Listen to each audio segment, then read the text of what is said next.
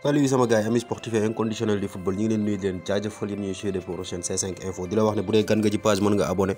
nga activer cloche de notification pour bañ a rater benn vidéo ci vidéo yi ñu dugal aussi mën nga def sa réaction ci commentaire yi bul fàtte le petit pouce bleu mooy le bouton j'aime parce que c'est vraiment très important pour nous. di tàmbalee suñu rubrique sport du jour ak loolu nga xamante ne bi moom la ñuy xaar suba muy choc bi nga xamante ne bi moo war a opposé équipe boobu di Liverpool nga xam ne depuis 10 ans disputé wut finale u FA Cup ak équipe boobu di Chelsea donc les deux internationaux sénégalais nag muy Edouard Mendy ak Sadio Mané les deux stars sénégalais devront se faire face une nouvelle fois dans une nouvelle finale donc muy loo xamante ne bii ñëpp dañ koy xaar amis sportifs ak téléspectateurs yëpp ñu ngi koy xaar foofu ci Angleterre mais foofu ci Angleterre ak Liverpool ba tey kooku di Jimmy Carragher nag yëkkati na ay kàddu jëmale ci kooku situation Sadio Mané foofu ca Liverpool parce que nee na Sadio Mané c'est le meilleur joueur sous l'ère Jürgen Klopp mooy Sadio Mané nag mooy joueur bi mu xam bi gën a xarañ ci ñi nga xamante ne bii mooy goney club yi li club yor ci équipe bi ba mu ñëwee ba léegi parce que nee na moom am na ay joueurs yoo xamante ne bii tey ji buñ demee ba ñemee ñëw foofu nga xam ne mooy ca Liverpool c'est grâce à Sadio Mané ak saison bu stratosphérique bi nga xamante ne bii def na ko jamono bi nga xamante ne bii ma ngi fay doog a ñëw et que tey gis na ne nit ñi dañoo jël kooku nga xam ne mooy Mohamed Salah muy support muy yenn ci dirigeants yi teg ko ci kaw ba def ko priorité mais tey jii Sadio Mané c'est le meilleur joueur et que saa bu ñu demee ba soxla loolu nga xamante ne bii mooy nit ku leen ci génne moom moo leen ciy génne et que ay joueurs yu mel ni Mohamed Salah Virgil van Dijk et j'en passe bu ñu demee ba ñemee ñëw Liverpool c'est parce que Sadio Mané ñëw na ci jamono ji mu méttee relever équipe bi franchement relever défi bi ba ñooñu ñemee ñëw tey foofu ca Liverpool donc nag moom nee na mënut a sax concevoir ñuy wax un Sadio Mané qui quitte l'équipe wala boog Sadio Mané dafa war a jóge Liverpool wala yu demee noonu donc nag moom Jimmy Carragher il n'a pas caché ses intentions par rapport à Sadio Mané et nëbbul tamit fi mu far diggante Sadio Mané ak Mohamed Salah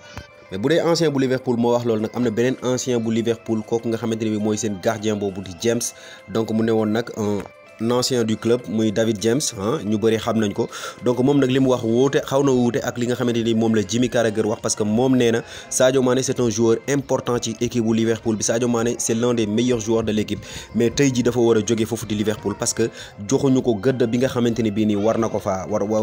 am parce que tey buñ demee ba Liverpool di jël priorité di ko def kooku nga xamante ni bii mooy Salah ak yeneen joueurs yoo xamante ni bii ña nga fa donc mu dem ba ñu koy footballoo ci pointe bi di ko jëlee postam à maintes reprises fu ñu ko jëlee bu ñu ko yóbboo feneen mu def fa li nga xamante ni mooy ay preuve am te ba léegi mënuñu ko jox gëdd bi mu war donc moom Sadio Mané dafa war a quitter foofu di Liverpool dem seeti leen et puis moom bu jógee Liverpool loolu nga xamante ni mooy adaptation du métti parce que moom déjà du anglais te boobu ñëwee dafa adapté wu donc feneen fu mu mën di dem aussi day adapté wu te il est à son meilleur niveau jamono ji ñu toll bu waree jóg jamono ji la jóg parce que il est confiant et que fu mu dem war na fa mën a eggale li nga xamante ni mooy carrière am dans de bons termes ñu jógee foofu ca Liverpool nag jàll ba foofu nga xamante ni bi mooy ca Arsenal ak la fa xewoon démb nga xamante ne bii nii ñu ngi doon disputer benn match bu am important match boo xamante ne bi da doon compter pour la suite du championnat parce que équipe boobu di Tottenham moo doon recevoir les Gunners de Arsenal donc nag un victoire de Tottenham mujj ko dóor par 3-1 grâce à leurs attaquants intenables muy Harry Kane qui a fait un doublé ak seen ak but meilleur buteur le deuxième meilleur buteur du championnat et meilleur buteur de kooku nga xamante ne bi mooy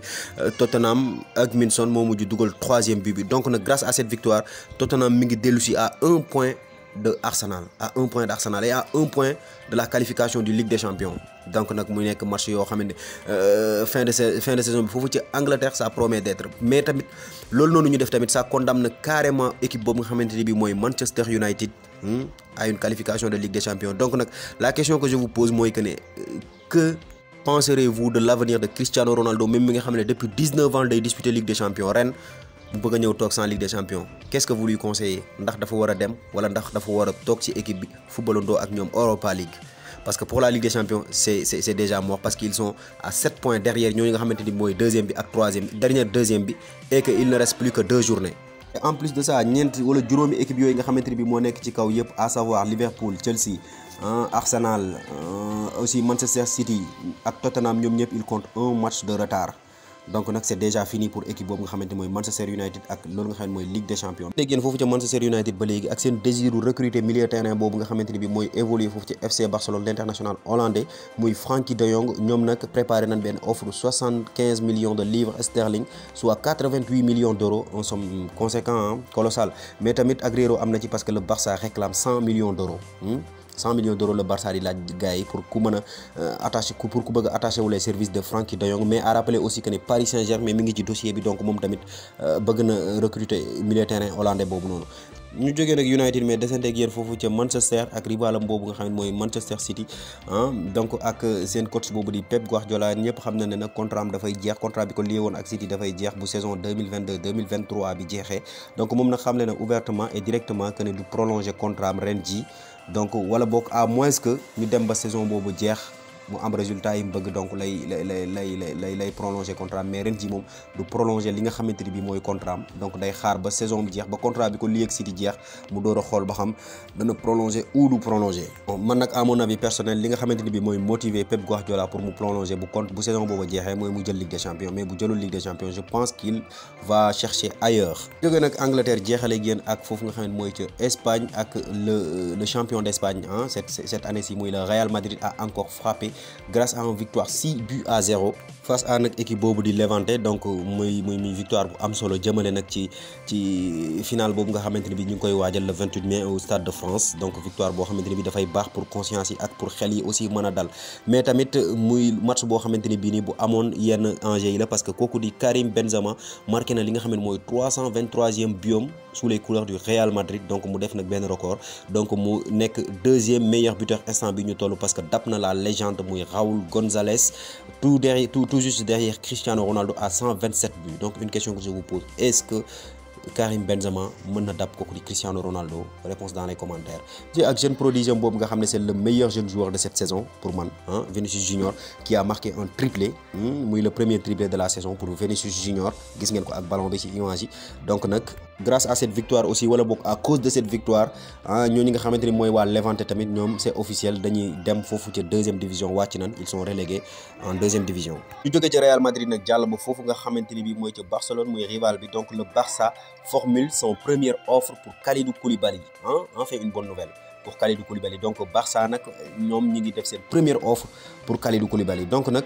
faut savoir une chose aussi Napoli ñoom pare nan pour bàyyi Kalidou Koulibaly bu fekkee offre bu baax présenté wu na donc instant bi ñu toll ce serait au Barcelone de faire li nga xamante ni bi mooy le nécessaire pour s'acquérir les services de Kalidou Koulibaly mais tamit foofu ca Barcelone ba tey ak seen désir recruter kooku di Robert Lewandowski ñëpp xam nañ ko mais selon journal bu ñuy wax Sport nekk foofu ca Allemagne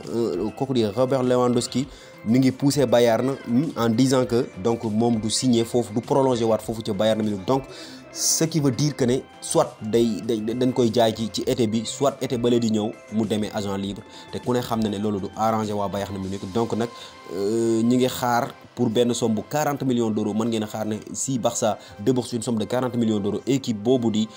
Bayern Munich dana cédé kooku di Robert Lewandowski pour cette saison même bu fekkee ñoom bëgg nañ ko téye parce que l'international polonais marque depuis 2016 day marqué minimum 42 buts wala 43 buts ci saison bi minimum donc nag pour remplacer numériquement ce monstre il faudra du temps et que Bayern ñoom pareeguñ pour bàyyi kooku di Robert Lewandowski. di leen leen gars yi seen chaîne C5 Info di la wax ne bu dee gan nga ci page mën nga abonné nga activer cloche de notification pour mën a jot yeneen vidéo yi nga xamante ne bi ñoo ñëw aussi bul fàtte mën nga def sa réaction ci commentaire yi et bul fàtte le bouton j'aime parce que c'est vraiment très important pour nous merci et à très bientôt.